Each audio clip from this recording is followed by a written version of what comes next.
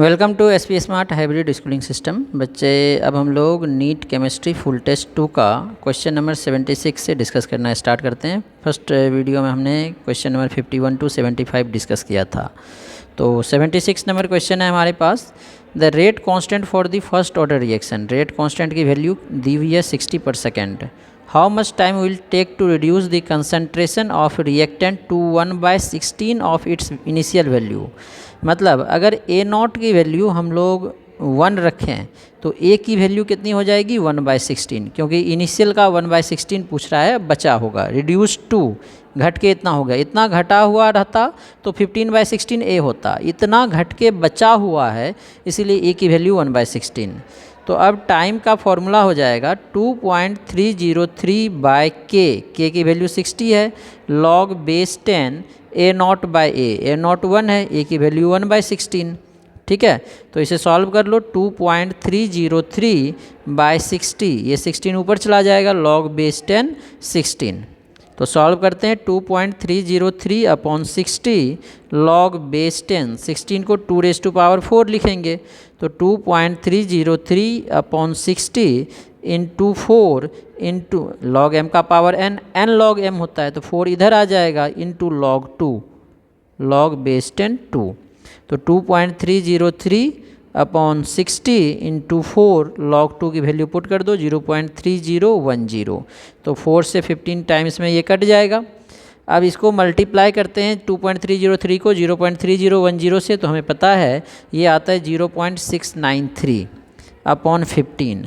तो 0.693/15 सेकेंड होगा। अब इसको सॉल्व करोगे तो ये आ रहा है हमारे पास 0.046 सेकेंड।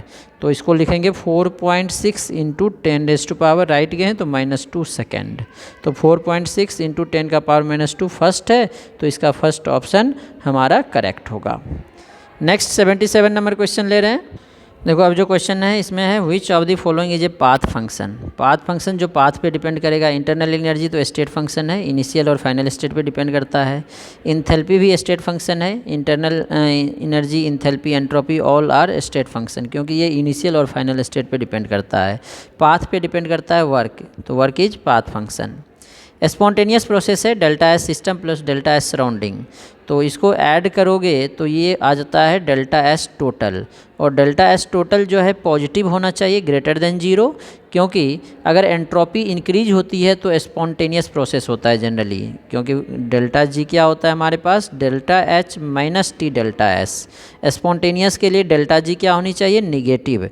और ये निगेटिव होने का मतलब है अब ΔH भी कंसीडर करना चाहिए, यहाँ पे नहीं दिया है। तो ΔH अगर फॉर एग्जांपल 0 भी होगा तो निगेटिव होने के लिए T ΔS क्या होना चाहिए, निगेटिव। तो ये निगेटिव कब होगा, जब ΔS पॉजिटिव होगा। और ΔS पॉजिटिव होने का मतलब है रेंडमनेस इंक्रीज होना चाहिए। तो जब रेंडमनेस इंक्रीज होता है तो स्पॉन्टेनियस प्रोसेस होगा। तो ΔS greater than 0 first option है, तो फर्स्ट ऑप्शन इसका करेक्ट होगा। Next 79 number question. देखो, जो ये क्वेश्चन है इसमें बोला है match the items of column 1 and column 2। और मैच करने के बाद जो ऑप्शन दिया है इसमें एक में एक से ज़्यादा भी है, मतलब हमें चारों ऑप्शन ईच के लिए कंसीडर करना पड़ेगा। फर्स्ट जो है रिवर्सिबल रिएक्शन है, ΔH लेस देन 0 है, निगेटिव। और ΔH निगेटिव है और ΔNG छोड़ो, ΔNG की बात बाद में करेंगे। ये देखो, इधर 4 गैस है, इधर 2 गैस है। ठीक है, तो forward shift by rise in pressure. बच्चे, प्रेशर इंक्रीज करने से रिएक्शन उस साइड शिफ्ट करता है जिधर गैस कम होता है। तो रिएक्टेंट में 4 गैस, प्रोडक्ट में 2 गैस, तो फॉरवर्ड शिफ्ट होगा क्योंकि प्रोडक्ट में 2 ही गैस है। तो ए के लिए P भी करेक्ट है। अब देखो, सब में 2-2 ऑप्शन है। Q क्या है, unaffected by change in pressure, ये तो गलत हो गया। Forward shift by rise in temperature, बच्चे ये एक्जोथर्मिक प्रोसेस है और एक्जोथर्मिक प्रोसेस में टेम्परेचर इंक्रीज करते हैं तो रिएक्शन ये इक्विलिब्रियम कांस्टेंट की वैल्यू डिक्रीज करती है, तो प्रोडक्ट कम बनेगा, फॉरवर्ड रिएक्शन कम होगा, तो ये गलत है।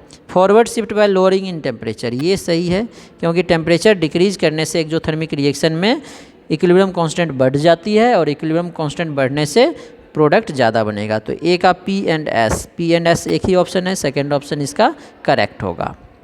सेकंड देखो, ये भी एक्जोथर्मिक है। एक्जोथर्मिक होने के कारण टेम्परेचर वाला तो इफेक्ट हमने बताया एस होगा, एस वाला देखो सब में है तो इसमें भी है एस। और क्या है बच्चे इसमें एक्जोथर्मिक के बाद इधर गैस 3 है, इधर 2 है, तो क्या होगा इसका भी पी करेक्ट होगा। सेम केस है 1 और 2 का, इसमें भी प्रोडक्ट में कम गैस है तो प्रेशर बढ़ाएंगे तो फॉरवर्ड रिएक्शन, इसका भी सेम पी एंड एस होगा। तो देखो पी एंड एस दिया इसका भी। N2O2 2NO डेल्टा Ng 0, इधर भी 2 गैस है, इधर भी 2 गैस है, डेल्टा H पॉजिटिव।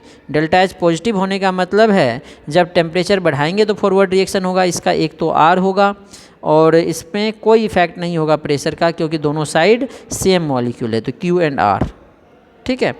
इसमें भी पॉजिटिव है तो इसमें भी टेम्परेचर बढ़ाएंगे तो फॉरवर्ड रिएक्शन होगा, तो R करेक्ट है। और देखो इधर एक गैस है, इधर 2 गैस है, तो प्रोडक्ट में कम गैस है इसलिए प्रेशर बढ़ाने से फॉरवर्ड रिएक्शन होगा, पी भी इसका सही होगा, सेकंड ऑप्शन करेक्ट है। अब नेक्स्ट 79 के बाद क्वेश्चन नंबर 80 देखते हैं। अब देखो इस क्वेश्चन में हमें दिया है 50 ml 0.2 molar KOH is added to 40 ml 0.5 molar formic acid, pH of resulting solution. एक बेस है एक एसिड है, वीक एसिड स्ट्रॉन्ग बेस का सॉल्यूशन है। पहले देखते हैं बचता क्या क्या है। HCOH जो है फॉर्मिक एसिड है, KOH के साथ रिएक्शन करेंगे तो एसिड और बेस रिएक्शन करके सॉल्ट एंड वाटर बनाता है, तो ये रिएक्शन करके क्या बनाएगा HCOO माइनस K प्लस, इसके साथ साथ वाटर बनाएगा, सॉल्ट एंड वाटर का फॉर्मेशन होगा, ठीक है। अब फॉर्मिक एसिड हमारे पास क्या है, फॉर्मिक एसिड यहाँ से है 40 ml 0.5 मोलर, ml में है, मैं मिली मोल्स निकाल लेता हूँ। मिली मोल्स इसको हो जाएंगे 0.5 इंटू 40, तो 5 4 जा 200 होना चाहिए, 20 हो जाएगा। KOH के कितने हैं 50 इंटू 0.2 10, स्टार्टिंग में इसके 20 मिली मोल है, इसके 10 है, तो कॉफिशिएंट दोनों का 1 1 है, तो लिमिटिंग रिएजेंट हमारा KOH हो जाएगा। तो ये पूरा डिकम्पोज हो जाएगा, तो ये कितना बचेगा 20 माइनस 10 दैट इज़ 10 मिली मोल। तो ये 10 खत्म होगा तो ये 10 बनेंगे, ये 10 बनेंगे, ठीक है। तो हमारे पास सॉल्ट बच गया और वीक एसिड बच गया, तो this is buffer, acidic buffer हो गया। अब एसिडिक बफर में जो पीएच का फॉर्मूला होता है ये होता है pKa plus log base 10 concentration of salt, salt कौन है HCOO के upon concentration of acid HCOOH। तो pKa क्या होगा, Ka का वैल्यू दिया हुआ है माइनस लॉग बेस 10 1.8 इंटू 10 का पावर माइनस 4, ठीक है, plus log base 10 concentration of salt 10 upon volume, तो पूरे सॉल्यूशन का सेम रहेगा, डिवाइडेड बाय ये भी 10 है अपॉन वॉल्यूम, तो ये कैंसिल होके 1 हो गया, लॉग 1 की वैल्यू 0, तो ये हो जाएगा माइनस लॉग बेस 10 हमारे पास क्या आ जाएगा 1.8 इंटू 10 का पावर माइनस 4 और इसकी वैल्यू 0। तो सॉल्व करो, माइनस लॉग बेस 10 1.8 माइनस नहीं इंटू है तो प्लस, माइनस इंटू है तो प्लस करेंगे, लेकिन ये माइनस है तो ये भी माइनस हो जाएगा, लॉग बेस 10 10 का पावर माइनस 4। तो अब इसको सॉल्व करोगे तो minus log base 10 1.8 minus minus plus हो जाएगा 4, लॉग 10 की वैल्यू 1। अब इसे सॉल्व करके आ रहा है 3.75। तो इस तरह से हम लोग इसका pH निकाल सकते हैं। अब नेक्स्ट क्वेश्चन नंबर 81 ले रहे हैं।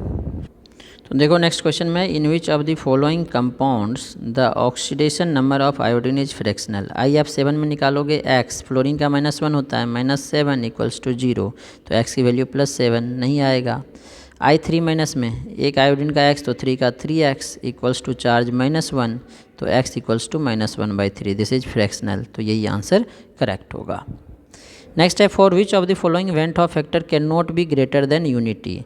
वेंट ऑफ फैक्टर 1 से ज़्यादा कब होता है, जब डिसोसिएशन होता है, मतलब जो इलेक्ट्रोलाइट होगा, और अगर एसोसिएशन होगा तो लेस देन 1, और अगर कुछ नहीं होगा तो 1, ठीक है। ये देखो ये इलेक्ट्रोलाइट है 4K प्लस और ये कॉम्प्लेक्स ब्रेक करेगा 4K प्लस और ये एक आयन ऐसे टूटता है K4FeCN6, 4K प्लस अलग हो जाएंगे डिसोसिएशन, और ये कॉम्प्लेक्स एक रहेगा FeCN6, क्योंकि ब्रैकेट के अंदर जो होता है वो डिसोसिएट नहीं होता है, तो इसके 5 हो गए, ग्रेटर देन 1 नहीं होगा आंसर। Al3 + 3Cl-4 हो जाएगा। NH2CONH2 यूरिया है, ये डिसोसिएट नहीं होता है, तो इसलिए इसका वेंट ऑफ फैक्टर 1 होगा। ये भी K + NO3- में टूटेगा, इसका भी 2 हो जाएगा, तो इसका थर्ड ऑप्शन करेक्ट होगा। Next 83 number question. तो ये क्वेश्चन है बच्चे, equation representing the process by which standard reduction potential of zinc can be divide. तो रिडक्शन पोटेंशियल का मतलब क्या, रिडक्शन दिखाना है। Zn2+ 2 इलेक्ट्रॉन गेन करके जिंक बनाएगा। और रिडक्शन में क्या, जो ये Zn2+ है इलेक्ट्रोलाइट से आता है, इलेक्ट्रोलाइटिक सॉल्यूशन से, मतलब ये एक्वस मीडियम में होना चाहिए, फिर ये डिपॉजिट होगा तो सॉलिड होना चाहिए। तो ये वाला इक्वेशन देखो कौन सा है, ये सॉलिड दे दिया, गलत है। ये गैस, ये भी गैस, ये एक्वस, फोर्थ ऑप्शन करेक्ट होगा। नेक्स्ट 84 देखते हैं। अभी ये क्वेश्चन देखो, केमिकल काइनेटिक्स का है। The activation energy of forward and backward reaction of chemical reaction are, forward का 30.5, बैकवर्ड का 45.4 दिया हुआ है। तो रिएक्शन एज, वैसे डेल्टा एच की वैल्यू क्या होती है, फॉरवर्ड का एक्टिवेशन एनर्जी माइनस बैकवर्ड का एक्टिवेशन एनर्जी। तो फॉरवर्ड का 30.5 माइनस बैकवर्ड का 45.4, तो सॉल्व करोगे 15.1 आ रहा है। तो 14 में से 9 गया, 5 गया 9, 9 हो जाएगा, 4 4 हो जाएगा, 14.9 आ जाएगा निगेटिव में। तो निगेटिव में 14.9 आने का मतलब क्या है, एक्जोथर्मिक, क्योंकि डेल्टा एच निगेटिव होता है तो एक्जोथर्मिक प्रोसेस बोलते हैं। तो फर्स्ट ऑप्शन करेक्ट होगा। वैसे देखने से भी पता चल रहा है प्रोडक्ट की एनर्जी कम है रिएक्टेंट से, तो एक्जोथर्मिक रिएक्शन ही होता है। ठीक है, नेक्स्ट 85 नंबर क्वेश्चन देखो। जो 85 नंबर क्वेश्चन है इसमें है, if the standard electrode potential of Cu2+ is Cu electrode is 0.34 volt, what is electrode potential at 0.01 molar concentration of Cu2+, temperature 298 kelvin. तो जो EMF ऑफ सेल होता है, E cell, electrode potential है तो ई लिखते हैं, ये हमें निकालना है। ये फॉर्मूला नस्ट इक्वेशन से होता है, E0 माइनस 298 केल्विन है, तो इसीलिए 0.059, 1 भी ले सकते थे, राउंड फिगर में 059 ले रहे हैं, बाय N। अब देखो कॉपर 2+ से कॉपर बन रहा है, तो +2 इलेक्ट्रॉन होगा फिर कॉपर बनेगा। ठीक है, तो N की वैल्यू 2 हो जाएगी, log बेस 10। कॉपर सॉलिड है प्योर, तो इसका एक्टिव मास 1 अपॉन Cu2+ का कन्फिग्रेशन बोला गया है 0.01। ठीक है, तो ये E0 की वैल्यू हमें 0.34 गिवन था, माइनस 0.059 बाई 2 इंटू ये क्या हो जाएगा, log बेस 10 100, और log 100 की वैल्यू 2 आती है। ठीक है, तो 0.34 माइनस 0.059 अपॉन 2 इंटू 2 कैंसिल हो जाएगा। अब इसको सॉल्व कर लो, 10 में से 9 गया 1, 13 में से 5 गया 8, और यहाँ बच गया 2। ठीक है, तो 0.281 हमारा आंसर हो जाएगा वोल्ट में। तो 0.281 सेकेंड ऑप्शन है, इसीलिए सेकेंड ऑप्शन इसका करेक्ट होगा। नेक्स्ट 86 नंबर क्वेश्चन देखते हैं। तो देखो जो नेक्स्ट क्वेश्चन है एसर्शन एंड रीजन का है, रीजन को R से लिखते हैं। IE2 of carbon is greater than boron, ये इनकरेक्ट होगा क्योंकि कार्बन का कन्फिग्रेशन होता है 1s2 2s2 2p2, बोरॉन का होता है 1s2 2s2 2p1, 5 होता है, इसका 6 होता है। ठीक है, अब फर्स्ट की बात नहीं कर रहा है, सेकंड की बात कर रहा है। तो एक इलेक्ट्रॉन निकाल लेंगे, तो एक इलेक्ट्रॉन निकालने के बाद फिर निकालना हमें एक इलेक्ट्रॉन 1s2 2s2 2p1 होगा। इससे एक इलेक्ट्रॉन अगर निकाल लेंगे तो 1s2 2s2 हो जाएगा 2p0। अब इसमें p से इलेक्ट्रॉन निकालना है और इसमें s से इलेक्ट्रॉन निकालना है। ये कम्प्लीटली फिल्ड है, ये नाइदर हाफ नॉर फुल, तो इसकी स्टेबिलिटी ज़्यादा है, तो इससे इलेक्ट्रॉन निकालने में ज़्यादा एनर्जी लगेगी। तो I2 of boron is greater than carbon होगा, कार्बन का ज़्यादा नहीं होगा। और रीजन क्या है, क्योंकि बोरोन में कम्प्लीटली फिल्ड एस है और इसमें जो है नाइदर हाफ नॉर फुल है। और दूसरा रीजन क्या है, जो एस है इसका पेनिट्रेशन पी से ज़्यादा होता है। तो due to penetration effect reason तो ठीक है, लेकिन स्टेटमेंट असर्शन ही गलत है। तो A is not correct, R is correct, third option इसका आएगा। 86 के बाद नेक्स्ट 87 है। The number of anti bonding electron pair in O2 - molecule on the basis of molecular orbital theory, atomic number दे दिया है। तो ऑक्सीजन में 4 से ज़्यादा इलेक्ट्रॉन है, इसीलिए हम लोग यूज करेंगे 1221। ठीक है, पी के लिए तो पहले तो सिग्मा 1s में जाएगा, फिर सिग्मा स्टार 1s में जाएगा, फिर सिग्मा 2s में जाएगा, फिर सिग्मा स्टार 2s में जाएगा। टोटल इलेक्ट्रॉन हो गया 16 + 2 18। तो यहाँ तक में फिल हो गए 4 6 8 हो गए, अभी 10 इलेक्ट्रॉन बचा है। तो अब सिग्मा 2pz में जाएगा 2, तो फिर जाएगा पाई 2px पाई 2py, दोनों में 2 2 चला जाएगा क्योंकि अभी भी हमारे पास pi two p x pi two p y. तो हो गए 2 4 6 8 10 12 14, अभी 4 बचे हैं। अब हमारे पास क्या है, pi star two p x pi star two p y. हमारे पास 4 इलेक्ट्रॉन बचे हैं, पहले एक एक जाएगा फिर पेयरिंग करेगा तो 2 2, यही हो जाएगा। तो टोटल एंटी बॉन्डिंग में हमारे पास क्या पूछा है, इलेक्ट्रॉन। क्या पूछा है, number of anti bonding electrons pair, anti bonding electron pair. तो 1 पेयर, 2 पेयर, ये 3 पेयर, ये 4 पेयर, 4 पेयर्स आएंगे। तो ऑप्शन 2 करेक्ट होगा। अब नेक्स्ट 88 नंबर क्वेश्चन। इस क्वेश्चन में बोला गया है decrease in stability of higher oxidation state in p block with increasing atomic number is due to. जब हम लोग ग्रुप में ऊपर से नीचे आते हैं तो जो हायर ऑक्सीडेशन स्टेट है, मैक्सिमम ऑक्सीडेशन स्टेट है, उसकी स्टेबिलिटी डिक्रीज करती है और उससे 2 कम ऑक्सीडेशन स्टेट की स्टेबिलिटी इंक्रीज करती है due to inert pair effect. क्यों होती है, इनर्ट पेयर इफेक्ट के कारण। और इनर्ट पेयर इफेक्ट क्यों होता है, क्योंकि जो पी ब्लॉक एलिमेंट है इसमें S2 तो होगा ही होगा, N लिख लेते हैं, और NP अब ग्रुप पे डिपेंड करेगा 1 to 6। तो जब नीचे आते हैं तो ये NS2 की इनर्टनेस हो जाती है। इनर्टनेस होने का मतलब इसे इलेक्ट्रॉन देने की टेंडेंसी कम हो जाती है, रिलक्टेंस हो जाती है, जिसके कारण 2 कम ऑक्सीडेशन स्टेट की स्टेबिलिटी बढ़ती है, क्योंकि सिर्फ P वाला इलेक्ट्रॉन जाएगा नीचे आने पे, S वाला नहीं जाएगा। इंक्रीज इन बॉन्ड एनर्जी, नहीं, बॉन्ड एनर्जी तो घटेगा, नीचे आएंगे तो बॉन्ड एनर्जी डिक्रीज करता है। रिलक्टेंस ऑफ और बॉन्ड एनर्जी एटम में तो हम लोग बात ही नहीं करते हैं, और मॉलिक्यूल में बात करेंगे, क्योंकि ऑक्सीडेशन स्टेट की बात कर रहा है। तो मॉलिक्यूल में नीचे आने पे साइज बढ़ेगा तो बॉन्ड एनर्जी घटेगा, क्योंकि बॉन्ड लेंथ बढ़ेगा। ये सही है, reluctance of s subshell electron to participate in chemical bonding, जिसे हम लोग इनर्ट पेयर इफेक्ट बोलते हैं। तो सेकेंड ऑप्शन करेक्ट होगा। नेक्स्ट है catenation, that is linking of similar atoms depend on size and electronic configuration of atoms. The tendency of catenation of group 14। जब group 14 में ऊपर से नीचे आते हैं तो कैटेनेशन की टेंडेंसी डिक्रीज करती है। तो सबसे ज़्यादा कार्बन, फिर सिलिकन, फिर जर्मेनियम, फिर टिन। जर्मेनियम टिन की लगभग इक्वल होती है। तो ये वाला ऑप्शन देखो, कार्बन, सिलिकन, जर्मेनियम, टिन, ये वाला सेकंड ऑप्शन होगा। कार्बन की सबसे ज़्यादा होती है, जितने एलिमेंट हैं उसमें सबसे ज़्यादा, पूरे पीरियोडिक टेबल में बोल रहे हैं, कार्बन फैमिली नहीं, सबसे ज़्यादा कार्बन की ही होती है। तो सेकंड ऑप्शन 89 का करेक्ट होगा। नेक्स्ट अब 90 नंबर क्वेश्चन देखते हैं। तो 90 नंबर क्वेश्चन है ozone is considered to be. Ozone क्या होता है हमारे पास, O3। Resonance hybrid of oxygen, नहीं, ऑक्सीजन तो O2 होता है, तो इसका रेजोनेंस में O3, ऑक्सीजन ही बढ़ गया।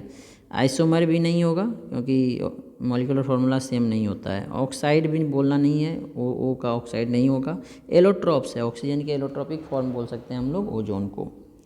91 है consider following statement according to Werner's theory. Coordination compound का हो गया। Ligands are connected to metal ion by covalent bond, नहीं, कोऑर्डिनेट बॉन्ड होता है, जिसे डेटिव बॉन्ड बोलते हैं हम लोग। सेकेंडरी वैलेंसी, वैसे ये भी एक टाइप स्पेशल केस ही है हमारा कोवैलेंट बॉन्ड का, लेकिन इसे वर्नर्स थ्योरी में कोवैलेंट नहीं बोला गया था, डेटिव बॉन्ड या कोऑर्डिनेट बॉन्ड बोला गया था।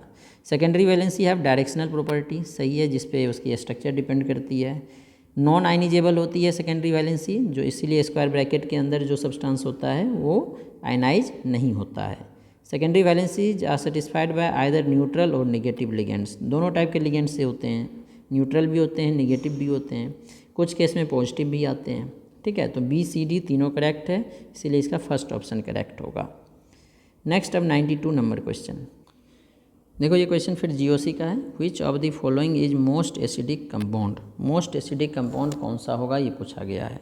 ठीक है, तो एसिडिक नेचर हमने कई बार पढ़ा है। एसिडिक नेचर डायरेक्टली प्रोपोर्शनल होता है -m group and directly proportional होता है -I ग्रुप के, और इन्वर्सली प्रोपोर्शनल होता है +m group and +I group के। ठीक है, तो यहाँ पे CH3 पैरा पोजीशन पे +m होगा, NO2 -m ग्रुप, ये भी -m ग्रुप, ये भी -m ग्रुप, ये भी -m ग्रुप, तीन -m ग्रुप है, तो सबसे ज़्यादा हमारा 4 का होगा। क्या पूछा है, मोस्ट एसिडिक, तो आंसर तो यहीं से आ गया 4।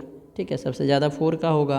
अगर सीक्वेंस देखें तो उसके बाद 3 का होगा, 3 के बाद 2 का होगा, फिर 1 का होगा, क्योंकि 1 में +m ग्रुप लगा है तो एसिडिक नेचर डिक्रीज कर जाएगी। 93 नंबर क्वेश्चन है अब हमारे पास। Which of the following compound is most rapidly hydrolysed by SN1। SN1 कौन देगा, जिसमें कार्बोकेटाइन की स्टेबिलिटी ज़्यादा होगी। ये देखो, ये हमारे पास प्राइमरी है और उसमें भी sp2 के साथ होगा, इसकी सबसे कम होगी। ये एलाइलिक है, इसकी ज़्यादा होगी। बेंजाइलिक है, ज़्यादा होगी। इसमें बेंजाइलिक में भी टर्सरी है, तो सबसे ज़्यादा इसकी होगी। सबसे ज़्यादा ये, फिर ये, फिर ये, सबसे कम 1 का। ठीक है, अब 93 के बाद 94 नंबर क्वेश्चन देखते हैं। देखो, ये जो है मैच करने वाला आ गया लिस्ट 1 और लिस्ट 2 से। तो लिस्ट 1 में है प्रोपेन 1,2,3 ट्रायोल। प्रोपेन 1,2,3 ट्रायोल का मतलब है CH2OH, CHOH, जिसे ग्लिसरॉल भी बोल सकते हो आप, CH2OH, प्रोपेन 1,2,3 ट्रायोल। इसका यूज हम लोग डायनामाइट बनाने में करते हैं। तो A का 3 आ जाएगा। A का 3 देखो, एक ही ऑप्शन है। Ethane 1,2 diol. इथेन 1,2 डायोल, वैसे पॉलीमर चैप्टर हमारा ख़त्म हो गया। पॉलीमर चैप्टर में ये पढ़ते हैं हम लोग। इथेन 1,2 डायोल का यूज हम लोग टेरिलीन बनाने में करते हैं। तो टेरिलीन देखो 5th में है, तो B का 5 हो जाएगा। C है टेट्राहेड्रोफ्यूरान। टेट्राहेड्रोफ्यूरान क्या होता है, ये होता है THF, टेट्राहेड्रोफ्यूरान। तो ये क्या हो गया, साइक्लिक ईथर। तो साइक्लिक ईथर हमारा A में है। Power alcohol. पावर अल्कोहल जो है एब्सोल्यूट अल्कोहल को बोलते हैं, जिसका यूज हम लोग फ्यूल में करते हैं पेट्रोल के साथ। मिथाइलेटेड स्पिरिट डिनेचर्ड अल्कोहल हो गया। ठीक है, नेक्स्ट 95 नंबर क्वेश्चन है। Benzaldehyde can be prepared by oxidation of toluene by chromyl chloride. Etard reaction से, इटार्ड रिएक्शन में टोलिन का रिएक्शन क्रोमाइल क्लोराइड के साथ करते हैं तो बेंजल्डिहाइड बनता है। इसमें जो इंटरमीडिएट बनता है ब्राउन कलर का कॉम्प्लेक्स होता है। नेक्स्ट 96 नंबर क्वेश्चन देखते हैं। अब देखो 96 नंबर क्वेश्चन, ये भी नीट के प्रीवियस ईयर का ही है। 1 gram magnesium burned in 0.56 gram oxygen in a closed vessel, मतलब गैस बाहर नहीं जा रहा है। Which reactant is left in excess, कौन ज़्यादा बचेगा, जो लिमिटिंग रिएजेंट नहीं होगा, और कितना बचेगा। तो मैग्नीशियम को हम लोग बर्न कर रहे हैं ऑक्सीजन के साथ, तो ये बनाता है मैग्नीशियम ऑक्साइड। बैलेंस करोगे 2 ऑक्सीजन है, ये भी 2 आ जाएगा। ये 1 ग्राम है, ये 0.56 ग्राम है। तो लिमिटिंग रिएजेंट देखते हैं। लिमिटिंग रिएजेंट के लिए हम लोग मोल निकालते हैं। तो ये हो जाएगा 1/24 मोल, और ये हो जाएगा 0.56 अपॉन मोलर मास 32 मोल। ठीक है, अब लिमिटिंग रिएजेंट निकालने के लिए क्या करेंगे हम लोग, कॉफिशिएंट से डिवाइड कर देंगे। एक मैग्नीशियम है, एक ऑक्सीजन है। मैग्नीशियम 1/24, इसका कॉफिशिएंट 2 से डिवाइड कर दो। ये 0.56 अपॉन 32, कॉफिशिएंट 1 से डिवाइड कर दो। ये हो गया 1/48, ये हो गया 0.56 अपॉन 32। अब दोनों में कम कौन है, तो 1 को 48 से डिवाइड करके ये आ रहा है हमारे पास 0.0208, और इसको डिवाइड कर रहे हैं 0.56 को 32 से, तो ये आ रहा है 0.0175। तो ये छोटा है, इसलिए लिमिटिंग रिएजेंट होगा। तो लिमिटिंग रिएजेंट इज ऑक्सीजन, ये पता चल गया। मतलब ऑक्सीजन पूरा ख़त्म हो जाएगा, बचेगा कौन, मैग्नीशियम। मैग्नीशियम बचा हुआ रहेगा। अब कितना बचेगा वो देखते हैं। ठीक है, तो देखो एक O2 का मास क्या होता है 32 ग्राम। 32 ग्राम ऑक्सीजन, मैग्नीशियम का एटॉमिक मास होता है 24। तो एक का 24 तो 2 का 48। ठीक है, 32 ग्राम ऑक्सीजन 48 ग्राम मैग्नीशियम को कंज्यूम कर लेगा। तो 1 ग्राम ऑक्सीजन कितना को कंज्यूम करेगा, 48 अपॉन 32 ग्राम को। तो हमारे पास ऑक्सीजन कितना है 0.56, तो 0.56 ग्राम ऑक्सीजन कितना को कंज्यूम करेगा, 48 अपॉन 32 इंटू 0.56 ग्राम। ठीक है, तो अब इसको सॉल्व करोगे, 4 × 32, 14 × 56, 0.14। ठीक है, तो 4 × 3 12, 12 × 4 48। इसको सॉल्व करोगे फिर मल्टीप्लाई करके, तो ये 0.84 ग्राम आ रहा है। ठीक है, तो बचा हुआ कितना रहेगा, लेफ्ट मैग्नीशियम कितना होगा, हमारे पास पहले 1 ग्राम था माइनस 0.84 ग्राम, तो 1 माइनस 0.84 0.16 ग्राम। तो मैग्नीशियम बचेगा, कितना बचेगा 0.16। तो फर्स्ट ऑप्शन करेक्ट होगा। अब नेक्स्ट 97 नंबर क्वेश्चन देखते हैं। अच्छा, एक चीज़ और, यहाँ पे 8 नहीं 2 आएगा। 4 2 जा 8 होता है, 4 2 जा 8 आएगा, और 4 से 12 बार में कट जाएगा। 4 से 12 × 48, 4 दूनी 8, तो 2 से डिवाइड करने से 0.84 ग्राम आ रहा है। ठीक है, तो नेक्स्ट क्वेश्चन ले रहे हैं। तो 97 में है orbital angular momentum of an electron in 3s orbital. s है तो l की वैल्यू 0 होगी। ठीक है, l की वैल्यू 0 होगी, तो यहाँ से ऑर्बिटल एंगुलर मोमेंटम निकालेंगे तो √L × L+1h/2π होता है। तो l की वैल्यू 0 है, तो 0 पुट करेंगे तो ये पूरा 0 आ जाएगा, तो ऑप्शन 0। ठीक है, 98 है रिएक्शन सेल दिया हुआ है, एनोड थेलियम का है, कॉपर का जो है रिडक्शन है, तो ई सेल की वैल्यू दिया हुआ है, तो E cell can be increased, किस तरह से इंक्रीज करेगा। तो पहले रिएक्शन देख लेते हैं। थेलियम जो है, थेलियम प्लस और इलेक्ट्रॉन, कॉपर 2 प्लस जो है 2 इलेक्ट्रॉन गेन करके कॉपर बना रहा है, ठीक है। तो इसको 2 से मल्टीप्लाई कर दो, इलेक्ट्रॉन कैंसिल, रिएक्शन हो जाएगा थेलियम, ये सॉलिड होता है, Cu2 प्लस, ये एक्वस होता है, बनाएगा थेलियम प्लस एक्वस, 2 से मल्टीप्लाई किया है तो 2 आ जाएगा इंटू कॉपर। तो नेक्स्ट इक्वेशन लगाएंगे तो ई सेल क्या होगा, E naught cell minus 0.0591 by n, n की वैल्यू 2 आएगी, 2 इलेक्ट्रॉन ट्रांसफ़र हो रहा है, लॉग बेस 10, क्यू होता है, प्रोडक्ट में क्या है, थेलियम का कंसंट्रेशन का स्क्वायर अपॉन कॉपर का कंसंट्रेशन, ठीक है। तो अब ये कब इंक्रीज करेगा ई सेल का वैल्यू, जब ये वाला वैल्यू कम होगा, क्योंकि निगेटिव में है। तो ये कम कब होगा, जब ये कम हो या ये ज़्यादा हो। तो इंक्रीजिंग कॉपर, सॉरी, ये कम कब होगा ये निकालना है, हाँ सही बोल रहे हैं। तो ये ज़्यादा हो या ये कम हो, तो कॉपर को ज़्यादा करो या थेलियम को कम करो। डिक्रीजिंग कॉपर से नहीं होगा, इंक्रीजिंग कॉपर से होगा, इसको बढ़ाएंगे तो ये वाला टर्म घट जाएगा, तो सेकेंड ऑप्शन करेक्ट होगा। Increasing thallium, none of this तो होगा नहीं। थेलियम इसको कम कब करना है, जब इसको डिक्रीज करना है और इसको इंक्रीज करना है, तो ये इंक्रीज वाला है, ये इंक्रीज होगा नहीं, ये नन ऑफ दिस तो नहीं, सेकेंड ऑप्शन करेक्ट है। अब नेक्स्ट 99, देखो नेक्स्ट क्वेश्चन है, फॉलोइंग फैक्ट्स आर अवेलेबल, ये रिएक्शन हमें दिया है, which of the following statement is correct. इसमें देखो X माइनस का ऑक्सीडेशन हो रहा है Y के थ्रू, यहाँ पे W माइनस Y2 के साथ नो रिएक्शन, मतलब W minus not oxidise, not oxidise हो रहा है, ऑक्सीडाइज्ड बाय Y, मतलब W माइनस का जो ऑक्सीडेशन पोटेंशियल होगा वो सबसे कम होगा। तो सबसे कम W माइनस का किस में है, W माइनस का है तो इसमें सबसे ज़्यादा है, गया, इसमें भी सबसे ज़्यादा है, इस दोनों में सबसे कम है, ये दोनों का होगा। ये Y2 से ऑक्सीडाइज नहीं हो रहा है, मतलब Y2 का रिडक्शन पोटेंशियल भी ज़्यादा नहीं है, ऑक्सीडेशन पोटेंशियल तो Y2 का भी इससे ज़्यादा होगा, ठीक है। तो इससे ज़्यादा देखो दोनों ऑप्शन में है।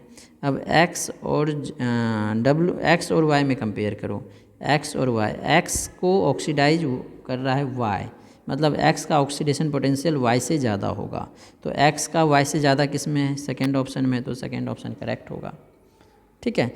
नेक्स्ट 100 है, फॉर द रिएक्शन दिया हुआ if the concentration of NO2 increases by इतना मोलर, इंक्रीज इतना मोलर इन 100 सेकेंड, तो रेट ऑफ रिएक्शन क्या होगा। अब इसमें कुछ नहीं बताया है, एलिमेंट्री है, ऑर्डर कुछ नहीं दिया है, तो हम लोग इसे एलिमेंट्री मान के चलेंगे। वैसे एलिमेंट्री मानने की ज़रूरत भी नहीं है, हमें कंसंट्रेशन दे दिया है, तो डायरेक्ट रेट ऑफ रिएक्शन निकालते हैं। तो क्या हो जाएगा बच्चे हमारे पास, R equals to -1/2 dN2O5/dt equals to 1/4 dNO2/dt, product में है तो प्लस आएगा, प्लस DO2/dt, ठीक है। हमें NO2 का दिया है, तो रेट ऑफ रिएक्शन में हम लोग NO2 का कंसीडर करेंगे, कंसंट्रेशन DNO2 का दिया है, ये सारे कंसंट्रेशन लेंगे हम लोग, कितना दिया है 5.2 इंटू 10⁻⁻3, ठीक है। कितना सेकंड लगा रहा है 100 सेकंड, तो अपॉन 100। तो अब इसे सॉल्व करोगे तो सॉल्व करने के बाद ये आ रहा है 1.3 इंटू 10⁻⁵ मोल पर लीटर पर सेकेंड, मोल पर लीटर को ही मोलर पर सेकेंड बोलते हैं, तो ये हमारा ऑप्शन फर्स्ट आ रहा है, ऑप्शन फर्स्ट करेक्ट होगा।